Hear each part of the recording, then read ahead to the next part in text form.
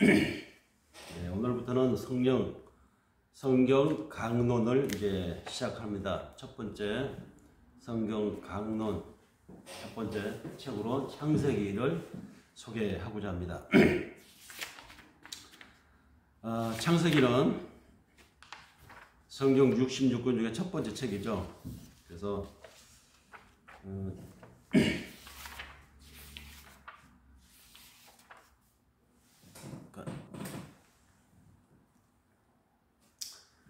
성경 강론 시간입니다. 성경 강론, 이제까지 성경 총론에 대해서 9편에 걸쳐서 전체적인 성경의 대략적인 흐름을 이야기해왔죠. 오늘부터는 이제 성경 강론의 시간으로 성경 창세기부터 요한계시록까지 각각의 책들에 대한 개요를 이제 서술하는 식으로 전개될 텐데요. 오늘은 그 첫 번째 시간으로 창세기 책을 이제 이야기하고자 합니다. 성경의 첫 번째 책이죠. 마지막 책이 요한계시록이고 첫 번째 책인 창세기. 이 창세기의 내용에 대해서 개괄적인 그다음에 아웃라인을 이제 이야기하는 것이 오늘 이 시간의 목적입니다. 책 제목 창세기. 히브리어로 이 책 제목은 베레시트라고 되어 있습니다. 베레시트. 베레시트는 히브리어인데 이거는 전치사 플러스 명사로 되어 있는 것입니다. 베가 안에라고 하는 전치사 인, 이거 레시트는 시작이라는 뜻이죠. 다시 말해서 베레시트 그러면 시작에 있어서, 기원에 있어서 이런 뜻입니다. 이 말이 히브리어로 베레시트인데 이 베레시트를 우리 성경은 창세기라고 이렇게 명명해서 책 제목을 붙였네요. 창세기, 이 책의 저자는 의심의 여지 없이 모세라고 모든 신학자들이 일치해서 말하고 있습니다. 모세가 이 창세기 내용을 왜 적었을까요? 창세기의 내용은 여러 가지 이제 나중에 이제 구체적으로 읽는 시간에 다시 알게 되겠지만 창세기를 모세가 기술하게 된 배경이 있습니다. 모세가 출애굽에 성공을 하죠. 그래서 많은 그 오합지졸의 군중들, 대중들 이끌고 이제 하나님의 약속하셨다고 하는 땅, 가나안 땅으로 가는 과정에서 그 광야에서 이제 이스라엘 사람들도 있었지만 히브리인들도 있었지만 따라 나온 다른 민족들도 있었습니다. 이집트의 정복 전쟁의 희생물이 되었던, 그래서 다른 식민지가 된 그 나라의 다른 백성들도 이집트로 끌려와서 노예 생활을 하고 있었던 집단들이 있었죠. 그 집단들도 모세가 말하는 가나안 땅, 새로운 나라, 새로운 백성, 새로운 하나의 그 사회를 만든다고 하는 그곳에 동참해서 따라 나온 사람들도 있었습니다. 그래서 히브리인들 플러스 그 이집트 사회에서 이브리인, 즉 다른 지역에서 건너온 사람들 합쳐서 모여든 게 바로 출애굽 광야의 대중들이었습니다.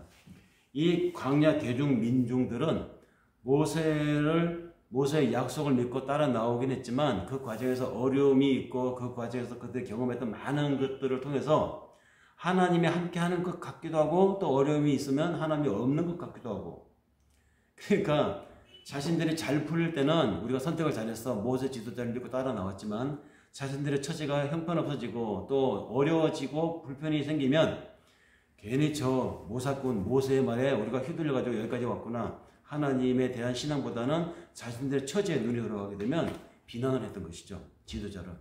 그 지도자에 대한 비난은 그 지도자를 들어서 약속하셨던 하나님, 즉 여호와에 대한 비난으로 이어지기 일쑤였습니다. 그래서 모세는 그런 생각을 했죠. 우리가 이 광야를 무사히 통과해서 약속의 땅에 들어가려면 하나의 그 정신적인 이 동기가 이들에게 모두가 다 공통된 약속된 정신적인 동기부여를 확신해야 되겠다. 그 동기부여의 모티브, 즉 추진체로서의 그 원인자가 누구냐? 바로 여호와 하나님이 우리를 여기로 이끌어냈고 그 여호와 하나님은 어떤 존재인가?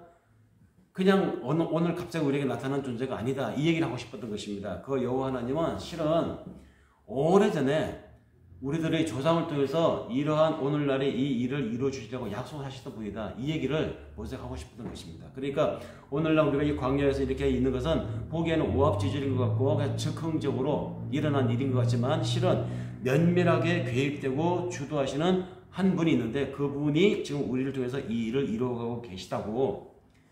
광야에서 이렇게 불편하지만 우리는 곧 하나님이 약속한 땅 가나안 땅을 갈 것이야. 이거 믿어 의심하면 안 돼. 이 얘기를 하고 싶었던 것입니다. 그래서 그 이야기의 전개 과정을 오늘 일어난 이 일은 나의 발상도 아니고 여러분들의 적극적인 결정이 아니라 실은 면밀하게 계획하신 그 여호와 하나님에 의해서 이 일이 이루어져 가고 있기 때문에 이것을 믿는다면 여러분들은 제가 가나안 땅에도 들어가게 될 것이다. 이 얘기를 모세가 하고 싶은 것이죠. 그래서 전개되는 이 창세기, 그래서 모세는 이 창세기를 쓰면서 창세기에서 그러면 지금 당장 이 광야에 있는 이 사람들에게 이야기하는데 거슬러 올라갈 수밖에 없겠죠. 우리가 어떤 민족이냐, 우리를 이곳에 이끌어내는 하나님이 어떤 하나님이냐, 그 하나님에 대한 이야기를 먼저 시작하게 됩니다. 그래서 이야기를 시작하는데 창세기를 1장에서부터 50장까지 쭉 이야기를 합니다.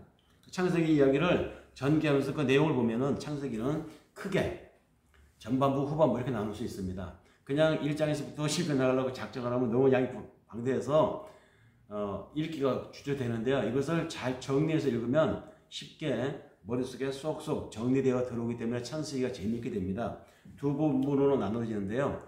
이 창세기는 1부, 2부 이렇게 나눠서 읽어야 됩니다. 1부는 1장에서부터 11장까지의 이야기입니다. 1장에서 11장까지 이야기. 이 이야기는 원역사라고도 보통 이야기하는데, 그러니까 아주 고대의, 그러니까 이스라엘 사람들의 이야기일 뿐만 아니라 가나안 사람들을 포함한 인간 전체, 인류에 대한 이야기를 이야기하고 있습니다.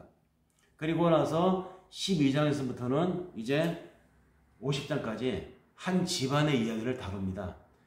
1장에서 11장까지의 이야기가 전체 인류에 대한 인간의 이야기, 하나님에 대한 이야기, 창조의 이야기였다면 12장에서부터는 이제 그 전체 인류 중에서 전체 수많은 사람들 중에서 어느 한 집안으로 포커스가 이제 몰아지는 것이죠. 카메라가 이렇게 주민처럼 당겨져 가지고 이제 마이크로적으로 들어가는 것입니다. 그래서 이 마이크로적으로 들어간 이 미세한 미시적 관점의 한 집안의 이야기를 들어 시작하는 것이 바로 아브라함의 이야기입니다. 그러니까 아브라함의 이야기가 12장에서부터 시작해서 그 아브라함의 정손자인 요셉의 이야기로 창세기는 끝이 납니다. 그 집안의 이야기죠. 근데 재밌는 것은 아브라함으로부터 시작해서 아브라함의 정손자인 요셉의 이야기로 끝나는 이 한 집안의 이 이야기가 사실은 이스라엘 민족의 조상의 이야기라는 것입니다. 그 이스라엘이 누굽니까? 모세의 말을 듣고 모세의 하나님이 함께 하신 사해, 모세가 약속했던 하나님의 새로운 사해, 새로운 나라, 새로운 백성, 이것은 하나님이 우리에게 약속하셨어. 그래서 약속의 백성, 계약 백성이라고 하죠. 이 계약에 참여한 이 광야의 사람들이 바로 이스라엘이었다는 말입니다. 자, 그러면 이제 좀 더 세분해서 들어가 보면 창세기에서 전체적인 이야기가 쭉 나오는 전개를 보면 창세기 1장에서 11장까지 1부, 창세기 12장부터 50장까지가 2부, 1부는 인류 전체의 원형 이야기라고 했죠. 원역사 이야기라고 했습니다. 자, 이 원역사 이야기를 또 세분해서 들어가 보면요. 창세기 인류는 다 공통의 기억을 가지고 있습니다. 모든 민족마다 다 가지고 있죠. 무슨 이야기 가지고 있습니까? 우리는 어디서 왔는가? 우리 민족의 시작은 어디인가? 다 가지고 있습니다. 그 전설을 신화라고도 하고요. 그래서 여기 모세도 모든 인류에게 시작이 있었던 것처럼 이 시작은 모세의 관점에 의하면 하나님이 시작을 하셨다. 이렇게 고백을 합니다. 인류의 시작은, 이 세상의 시작은 그냥 우연히 저절로 있어진 것이 아니라 하나님으로부터 시작이 되었다. 이것이 창세기의 시작인데요. 태초에 하나님이 천지를 창조하시니라 라고 시작된 이 문구에서 11장까지 시작되는 이 이야기는 인류의 시조, 조상들의 이야기입니다. 그 조상들의 이야기를 깊숙이 들어가 보면 1장 1절에서 2장 1절까지가 창조 이야기가 나옵니다. 창조. 하늘과 땅, 우주, 물질, 거기에 뭐 동식물들, 아니 더 나가서 눈에 보이는 것과 보이지 않는 것까지에 대한 창조가 이야기가 나옵니다. 보이는 것에 대한 창조 이야기는 이해가 되겠는데 보이지 않는 것에 대한 창조 이야기는 이해가 잘 되지 않죠. 창세기 1장 2절에 나옵니다. 창세기 1장 2절에 보면 거기에 언급된 내용이 이렇게 나오죠. 태초에 하나님이 천지를 창조하시니라 이렇게 말씀하시고 나서 그 다음에 2절에 보면 땅이 혼돈하고 공허하며 흑암이 깊음 위에 있고 하나님의 신은 수면에 운행하시니라. 이 2절까지가 사실은 보이지 않는 세계의 창조라고 신학자들이 이야기합니다. 즉 영적인 세계, 빛의 세계, 어둠의 세계. 우리가 빛의 세계, 어둠의 세계 하면은 발광체가 있어서 발광체가 나타나면 환해진다고 생각하는 이건 물리적인 빛과 어둠의 세계죠. 이 물리적인 빛과 어둠의 세계 이전에 그럼 이 빛이라고 하는 것은 왜 발광체가 나타나면 밝아지는가에 대한 원리적인 거, 근본적인 얘기를 우리 해야 되잖아요. 왜 전구가 켜지면 밝아질까요? 왜 밝아져야 되죠? 전구가 켜지면 어두워질 수도 있잖아요.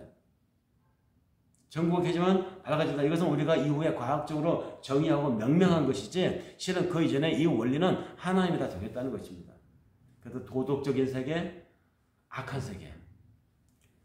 우리가 정결하다고 하는 세계, 불결하다고 하는 세계 이렇게 되는 정의가 하나님에 의해서 다 있었다는 것이죠. 그것을 창세기 1장 2절에 땅이 혼돈하고 공허하며 흑암이 깊음 위에 있고 하나님의 신은 수면에 운행하시느니라 이렇게 시작되는 여기에 하나님이 보이지 않는 세계에 대한 창조까지 어쩌면 우주 탄생 이전의 하나님의 세계, 영적인 세계까지 하나님이 여기서 언급이 창조와 관계에서 언급이 되고 있다는 것. 이것은 신학자들의 일치된 의견이라는 것이죠. 그 다음에 이제 본격적으로 우주를 포함한 이 본격적인 우주, 이 물리적인 가시적인 세계의 창조가 그 다음부터 이제 하나님 나옵니다.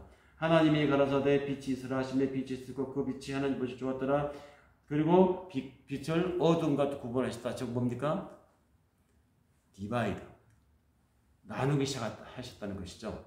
가시적인 세계를 하나님 시작하셨다. 그 다음에 이제 본격적인 우리가 우주 세계, 이 물리적인 세계는 사실은 넷째 날에 이야기 나오죠. 하나님이 물 가운데 궁창을 위아래로 나누시고 그 다음에 또 나가서 하늘에 태양을 두고 하늘에 달이 돌게 하고 하늘에 별들이 돌게 하고 더 멀리 우주의 이 질서가 돌도록 하는 우주 궤도 우리 은하뿐만 아니라 더 많은 은하, 이 은하들의 은하 이런 세계를 하나님 만드신 세계는 그 다음 셋째 날, 넷째 날, 다섯째 날 이어서 계속 나오게 됩니다. 이런 창조 이야기를 창세기 1장 1절에서 창세기 2장 1절까지 마감을 합니다. 원시 창조 세계죠. 그 다음에 이제 2장 2절에서부터 시작해서 3장, 4장, 5장, 6장까지 5장까지군요.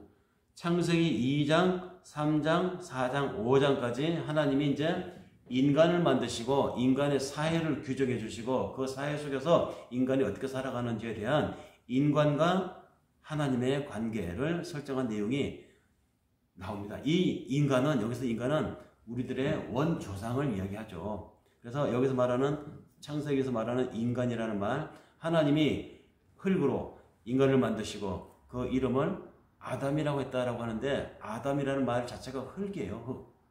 흙. 우리나라 땅에는 저 해남에 가면 그 항토 흙이 빨갛다고 하는데 거기서 나오는 고구마가 그렇게 맛있다고 하죠. 붉은 흙. 중동 지방, 특히 이스라엘 이 중근동 지방의 땅들은 다 붉습니다. 마치 화성을 옮겨다 놓은 것 같이 그 항토 흙이 그렇게 많은 세계라고 하죠. 그 붉은 항토 흙으로 하나님이 빚어서 만들어서 그 코에 하나님의 생명을 불어넣어서 인간이 존재하게 되었다. 이것이 인간인데 그렇게 만들어진 그 인간을 가리켜서 붉은 흙이다 하나님이 이름을 주었다는 것이죠. 그 붉은 흙, 이 말은 아담이라는 뜻입니다. 아담은 고유명사이기도 하지만 동시에 그 당시 일반 히브리들이 쓰던 일반 명사예요. 아담, 붉은 흙. 그렇게 해서 3장까지 2장에서 1장 주요 부분이 원시 창조에 대한 이야기고 그 다음에 2장부터 5장까지가 하나님이 그 만드신 세상에 인간을 거주하게 하고 인간의 경계, 인간이 지켜야 할 것, 인간이 어떻게 살아가는지에 대한 인간 세계, 그 다음에 그 인간 세계가 번식하고 해나가는 과정에서 하나님의 말씀대로 살지 못하는 한 부류가 나오게 되고 그 부류가 떨어져 나간 그 부류가 또 하나님 앞에 어떠한 처벌을 받게 되는지에 대한 이 옥신각신 아웅다웅한 이야기가 이제 그 다음 이야기로 창세기 2장, 3장, 4장, 5장까지 전개되는 것입니다. 유명한 에덴 동산의 이야기, 그 에덴 동산에서 하나님의 계율을 지키지 못했던 인간의 욕망, 그로 인해서 쫓겨난 인간의 삶, 그래서 에덴 동편에 살면서 그로 인해서 뻗어나간 인간들이 일부는 하나님을 섬기고 또 일부 사람들은 하나님을 잊은 채 살아가는 이러한, 그러니까 신 없이 살아가는 사람들이 이때부터 생겨나고, 그럼에도 불구하고 신은 우리를 보고 계시고 우리는 그 신의 말씀대로 살아야 우리가 행복한가, 이 지론을 지키는 사람들이 있었다는 것이죠. 이미 창세기 5장까지의 이야기에서. 그래서 이게 갈려나가게 됩니다. 갈려나가면서 이제 6장에서 9장까지의 이야기가 갈려나간 사람들이 일단의 삶의 그 군상들의 삶의 모양들이 소개되고 있죠. 그래서 라멕의 이야기, 그 중에 라멕의 후손들 중에서 이제 노아에 대한 이야기도 나오는데, 노아 당시의 사람들이 하나님을 믿는 사람들이 그 집단보다 하나님 믿지 않는 사람들 집단이 더 크고 왕성하고 더 많이 뻗어나간 것을 볼 수 있게 됩니다. 그래서 하나님이 온 땅이 하나님을 모르는 사람들, 자기들을 창조해준 창조자에 대한 그 기억도 다 잊어버리고 살아가는 사람들이 너무 많게 되니까 하나님이 심판을 하신다라는 내용이 이제 노아 홍수의 이야기가 나오게 되죠. 노아 홍수 사건을 통해서 하나님이 이 인류를 한번 썰어버렸다. 다만 그럼에도 불구하고 하나님이 일단의 사람들을 남겨서 그들로 하여금 새로 하나님을 믿고 하나님에 대한 신앙과 하나님에 대한 기억을 잊지 말고 살아가도록 한 일군의 사람들을 선별해서 그들로 다시 새 역사를 이어가겠다. 이것이 노아 왕주의 이야기인데요. 구체적인 건 나중에 성경을 읽으면서 이제 우리가 보게 되고, 오늘은 각권 개요니까 창세기의 대략적인 이야기를 하는 것입니다. 창세기 측의 대략적인 이야기. 이렇게 10장까지가 9장까지가 노아의 이야기로 이어집니다. 9장에서 노아의 대사건 이후에 하나님은 다시 이제 인류를 시작하시게 되죠. 노아 사건 이후에 그 생존한 사람들 통해서 다시 인류를 번식시켜 나가시게 되는데, 이렇게 해서 번식해 나가는 인류가 다시 이 땅에 가득 차게 됩니다. 그런데 노아의 홍수를 경험했던 그 살아남았던 인류가 얼마나 그 물에 의한 공포가 컸는지, 살아남은 사람들은 다시 번식하고 발전해 나가면서 다시 하나님에 대한 기억은, 하나님에 대한 경외심, 이것은 희미해져 갔지만 공포는 잊지 않았던 것 같아요. 그래서 그들은 탑을 쌓습니다.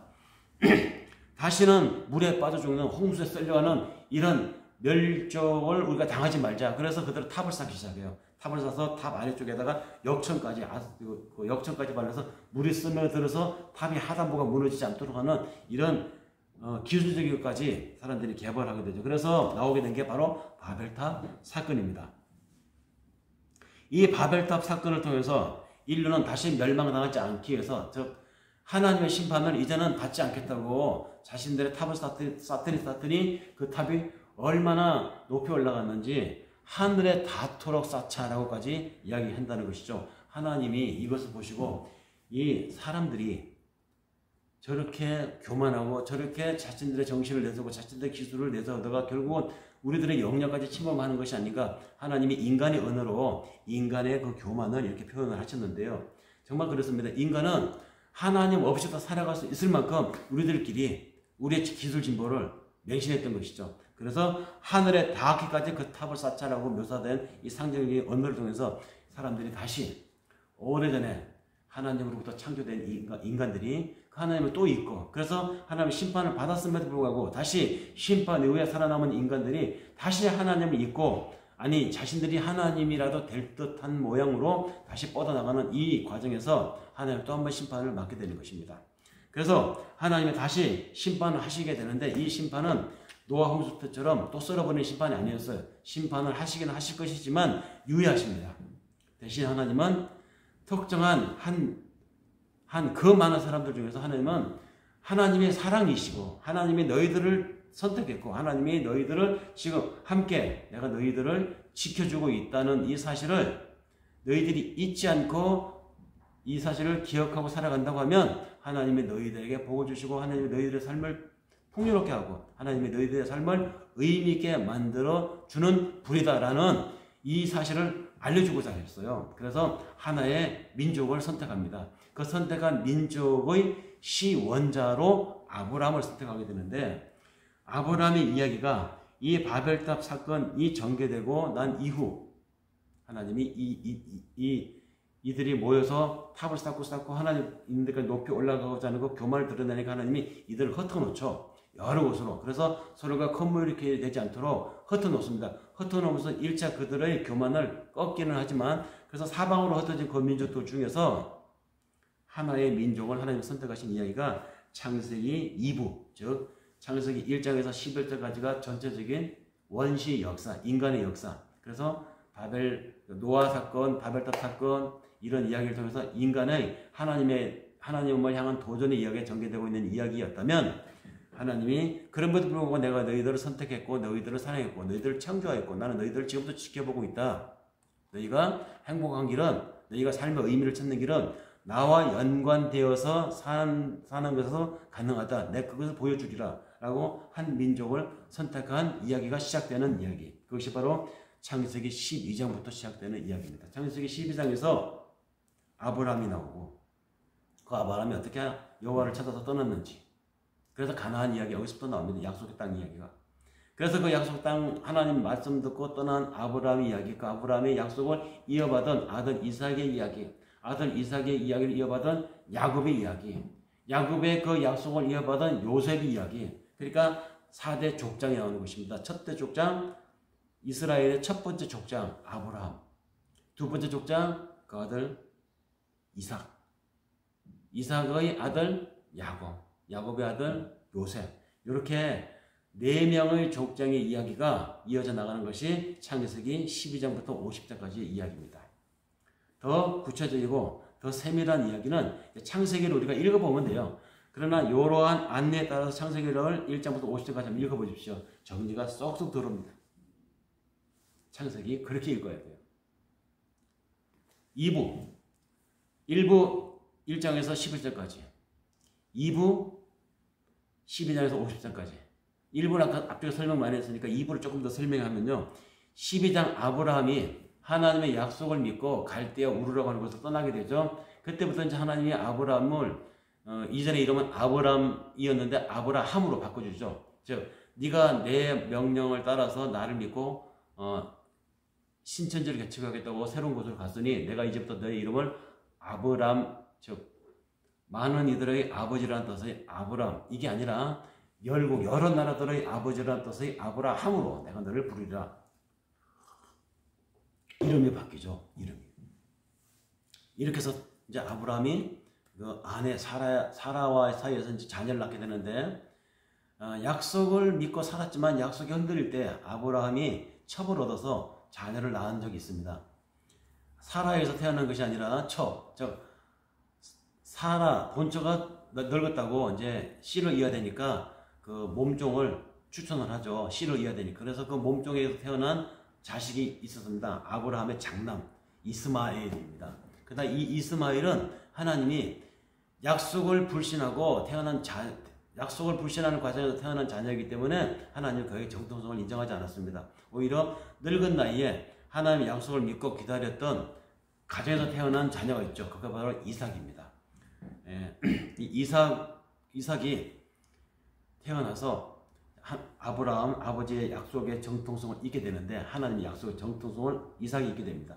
그런데 이 이삭도 나중에 아버지 아브라함처럼 똑같은 전체를 밟게 됩니다. 하나님의 약속에 신실하게 살아갔으면 좋았는데 중간에 그도 역시 하나님의 약속에서 신실하지 못했어요. 그래서 그가 나중에 두 아들을 얻게 되는데 에서와 야곱을 얻게 되죠. 두 아들 중에서 이제 에서를 사랑하게 됩니다. 반면에 야곱은 이삭의 마음에서 많이 이렇게 어필이 잘 안 됐어요. 나중에 늙어서 눈이 총명하지 못하게 됐을 때 자기의 이 아브라함 아버지로부터 받은 약속의 유업을 이제 넘겨줘야 되는데 유언 형식으로 이제 축복을 하는 것이죠. 그때 눈이 어두워서 이삭이 실수를 하게 되죠. 그 약속에 민첩하고 약속에 민감했던 야곱은 그 할아버지의 그 여호와 약속을 얻고 싶어서 속이고 형을 따돌리고 약속을 독차지하게 됩니다. 이삭이 큰 실수를 하게 되는 것이죠. 근데 그 이삭의 큰 실수 사실은 하나님의 작용이었어요. 왜냐하면 그 약속을 경하게 여기는 사람에게 하나님이 이어가게 하고 싶지 않았기 때문입니다. 그래서 이삭의 그 사기적 기질을 이용해서 그거에 욕심을 내는 그것에 마음을 더 두고 있는 야곱이 이어가도록 하나님이 작용한 것입니다. 야곱이 이후에 그도 늙어서 많은 자녀를 얻지만 이 약속의 정통성을 누구를 이어가게 하느냐? 요셉을 통해서 이어가게 합니다. 이 과정이 쭉 나레이티브로 이어지고 있는 이야기, 그 과정에서 고생한 이야기, 그 과정에서 누가 쫓겨난 이야기, 그 과정에서 도망간 이야기, 그 과정에서 이름이 이스라엘로 바뀌는 이야기, 요셉이 자기의 두 아들 에브라임과 므낫세를 아버지 야곱의 장자로 밀어넣고 자신은 빠지는 이야기, 이런 이야기들이 창세기의 후반부에 다 나열되어 있습니다. 그래서 이렇게 해서 야곱의 12아들에 요셉이 빠지고 대신 요셉이 빠진 그 자리에 요셉의 두 아들 에브라임과 므낫세가 들어가서 이스라엘의 13지파가 되는 것이죠. 그러니까 야곱의 12아들에 요셉은 빠지고 요셉이 빠진 대신에 요셉 두 아들이 들어가니까 요셉의 두 아들은 요셉의 다른 형제들의 두 몫을 차지하게 되는 역사가 창세기에 소개되어 있습니다. 에브라임과 므낫세가 다른 형제들과 동등하게 야곱의 12아들 중에 하나로 취급받게 되는 것이죠. 그래서 야곱의 아들들이 13아들이 되는 것입니다. 요셉이 빠지고 그 자리에 요셉의 두 아들 에브라임과 므낫세가 들어가서 야곱의 아들은 13아들이 되는데 이 13아들이 13지파를 이루게 되고 이 13지파가 이스라엘이라고 하는 후대의 민족의 근간이 됩니다. 이상까지의 이야기가 창세기의 이야기입니다. 모세는 이러한 창세기의 이 이야기를 통해서 광야에 있는 여러분들은 마구마구 아무렇게나 모여든 사람들이 아닙니다. 여러분들은 이와 같이 족보가 있는 사람들입니다. 여러분들은 이와 같이 이 뼈대가 있는 근거로 올라가면 아브라함으로부터 시작해서 아브라함 이전에 이 세상을 창조하신 하나님, 그 하나님으로부터 기원한 여러분들입니다. 하나님은 우리 인간을 만드신 분, 우리를 창조하신 분, 이 세상 삼라 만상을 다 만드신 분, 그 하나님이 어느 날 우리를 이 땅에 존재하게 하시 이 광야에 있는 여러분들을 있게 하신 근원자, 우리의 조상 아브라함을 부르신 분입니다. 그 아브라함을 부르셔서 그분에게서 이삭을 낳게 했고 그 이삭이 아브라함을 부르신 그 전통을 이었고 그 이삭이 야곱을 통해서 그 전통을 이어가게 했고요. 그 야곱이 오늘 이 광야에 있는 여러분들 이 13지파, 므낫세 지파요, 에브라임 지파요, 납달리 지파요, 르우벤 지파요. 여러분 다 지파에 속해 있지 않습니까? 이 우리 13지파의 조상인 아브라함을 부르신 분입니다. 이 얘기를 하는 거예요. 여러분들 오합지졸이 아닙니다. 여러분들 하나님이 선택한 백성들의 후손입니다. 그러니 우리가 비록 광야에서 고생하고 있지만 우리를 저 가나안 땅으로 그 하나님이 이끌어 들으실 것을 믿어 의심치 맙시다. 이 얘기를 모세가 광야에서 이스라엘 사람들에게 지금 하고 있는 것입니다. 이 얘기를 하려고 창세기를 썼어요. 네, 창세기 이렇게 소개를 하면서 오늘 창세기 개요 마칩니다. 다음 시간에는 출애굽에 대한 이야기를 하고자 합니다. 다음 시간을 기대하며 오늘 여기서 마치겠습니다. 감사합니다.